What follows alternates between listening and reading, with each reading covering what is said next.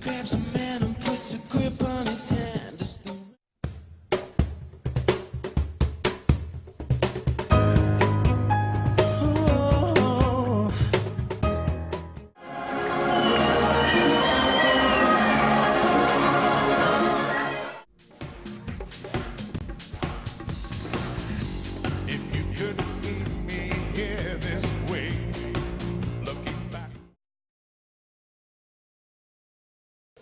First got me into drumming. I think I've thought about this question because somebody asked me months ago, and there was a kid at school.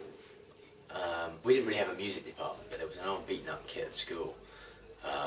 But I think more than that, actually, if I'm honest, I went on holiday to Greece on a family holiday with my parents when I was about 13, maybe 14, and the club rep that was in charge of all the great activities, all the fun activities. He was like the head club rep, and he looked after the kids club and all the rest of it. And he was everybody, all the guys wanted to be him because he was really cool, and he surfed and all the rest of it. And all the girls fancied him.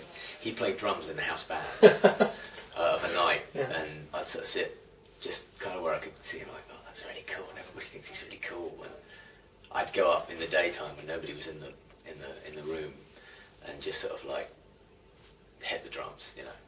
Do you remember what kit it was? It was a 9000, a red Yamaha 9000. And I think, if I'm honest, that's probably why, because I was like, I wanted to be kind of like him, I suppose, in some weird way.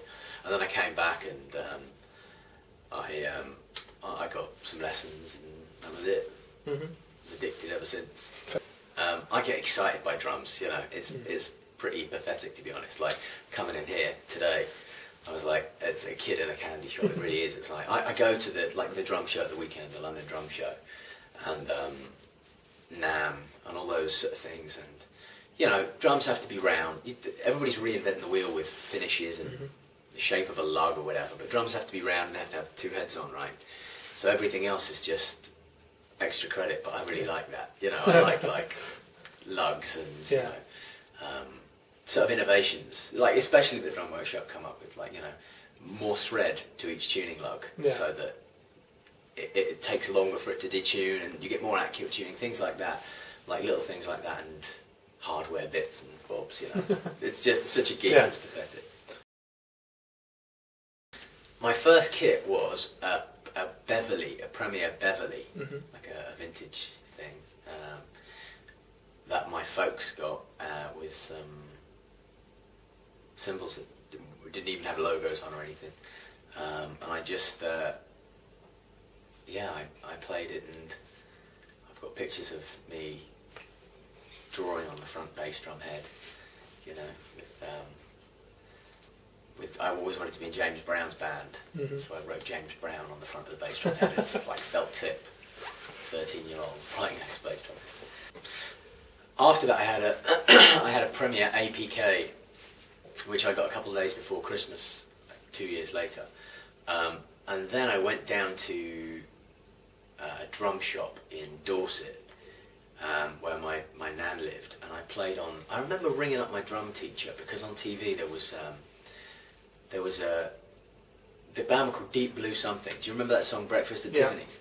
Okay, and the guy was a drum workshop in Dorset, and I remember hearing it and being like, wow, that sounds really cool, and they're a really cool band, you know. And I rang up my drum teacher and said, look, turn on BBC One now. What's that drum set? It's really weird. I've never seen the logo before. He was like, oh, that's DW, but you don't get them here, you get them in America. And then like 2 weeks later, I went down to this drum shop near where my nan lived, and they had a Drum Workshop kit in a green matte satin oil finish kit, a big kit with loads of cymbals all over the place. And there was me on my Premier ABK. And I just sort of went around it, and I was like, this is incredible. And I was in like an orchestra at the time, a youth orchestra, and I went back and told all my friends, like, hey, there's this Drum Workshop kit that I played on, you know, it's amazing. And I fell in love with the sound and the brand then, in particular when I was like 14 years old or 15 years old. So that was my first dream. I was like, well, one day I'm going to own one of those kits. Yeah. It's an absolute honour. It really is. It's but it's I endorse them, they don't endorse me. We were talking about this actually at London Drum Show. We went out for some dinner with the guys at DW and a bunch of other people. And they were saying how many people ring them up on a day in, day out basis and say, oh, you know, can you endorse me? Can you endorse me? You know, I'm doing this, I'm doing that. And that's cool because people are eager to have an affiliation with a company. I like to think it's not just because they want free gear, although maybe it is.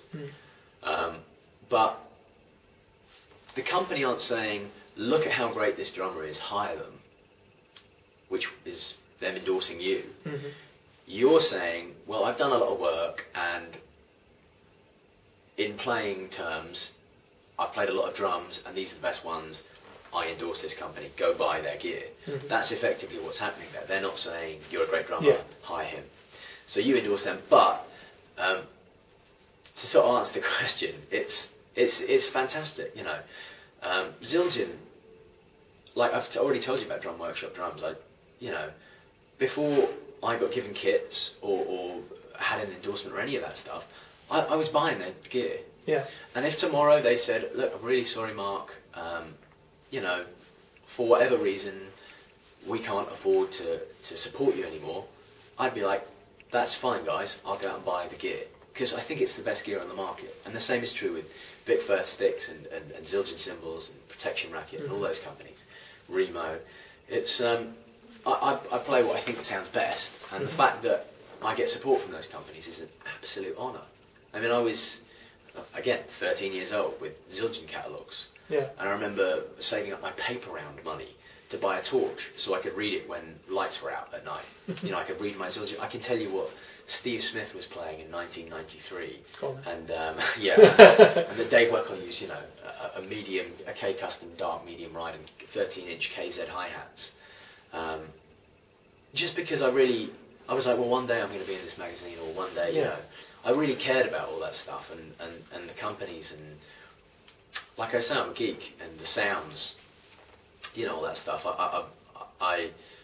It's an absolute total honour to be on stage and be able to give something back. And you know, endorsements are a funny one. It's a very mutual relationship. It's not you're being given gear that's just one way. It's like we did Top of the Pops last year or the year before or something with Leona Lewis, and it was on Christmas Day. On Christmas Day, Top of the Pops, which was also shown again on New Year's Eve, or New Year's Day, one of the others, which are the top two televised days, or day. If you think, what's the one day of the year when everybody's stuffed and in front of the TV, it's Christmas Day, right? So a lot of viewing figures, and like revenue on ITV was something like £1 million a minute, or £750,000 a minute, something ridiculous like that for the highest rated shows. And you know, we were there doing a 3.5-minute song with Leona Lewis, with Drum Workshop on the bass drum and Zildjian on the cymbals, which equates to something like £2.5–3 million worth of advertising for them. You know, and people are going to see it and go, "Oh, you know, Drum Workshop and Zildjian, okay, that's cool." So it is a mutual agreement, you know. So if you're of a profile where people are going to see the gear you're playing, or you know, you're playing the Enorma Dome, and you know, up on the big video screen comes DW, then people are going to be like, "Oh, this kit sounds good," you know. I'll look into getting one. And that's, I mean, I've got gear. I don't need more free gears, and you know, like I was saying, I'm not above paying for it. I don't care. You know, it's like, but the important part is the support. You know, you'll be in Timbuktu and be like, "God, I need a set of hi-hats," and Zildjian will say, "Okay, there's a shop 25 miles away. We'll put in a call, go pick up a pair, and we'll replenish them, or whatever, or they'll send something out to you." That's where the endorsements really come in. Is you'll be on the road and something breaks, although it never does, or you'll need something for whatever reason, and they're like, "Great, we'll get it to you. Everything's okay." You know, and then you can do your job because they're support. It's for a drum geek like me, it's incredible. It's and you know what? It's another one of the reasons that I love the company. Everybody over there is so cool. Garrison, the head of artist relations, Jules Thomas, who's the head of marketing and media and events. events coordinator. John Good. I mean, have you ever seen videos of John Good online? Yeah. I mean, the guy knows so much about drums, and it's not marketing, it's not bull, you know, like the letters stamped in the shell are just so they can better put together a kit that's going to work well in a certain sonic range, so that there are gaps between the 8 and the 10, and the 10 and the 12, and the 12 and the 13, or whatever if you've got a lot of toms. But he really cares, you know, to the point where he travels all over the world and goes to the bottom of oceans and the bottom of lakes and things to find wood, because he thinks somebody somewhere will really like this wood. And like the super solid shells, go on YouTube and Google the video of the making of super solid shells. They're pushing boundaries, and that's really evident when you're at the factory. You know, you're walking around and there's a guy called Jose, a Mexican guy, who bends the shells himself. I've seen him do it. And he's got another chap, I can't remember his name, but he bends the shells like, hey, come over and have a look at this. This is how we make a bass drum. You know, they're physically bending the plies to put them in the press so that they can, you know, they can make the shell. And it's a real family affair. Everybody knows each other.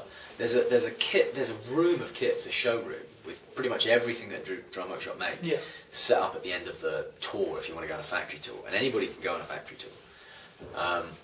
But there's also a room, a soundproof room for the employees. So at the end of the day, when they're finished making, if they want to go and practice, or they want to go and shed, or at lunchtime they're like, whatever, you can go in and practice. They've got kits around that you can just, the workforce, who are all drummers, and who are all people who love making and being around drums, can go and enjoy. It's pretty special. Yeah. It's like going to Willy Wonka's chocolate factory, you know, but for drummers. Yeah. And less fattening. And less fattening, yeah. Worse for your ears, maybe, but... Probably.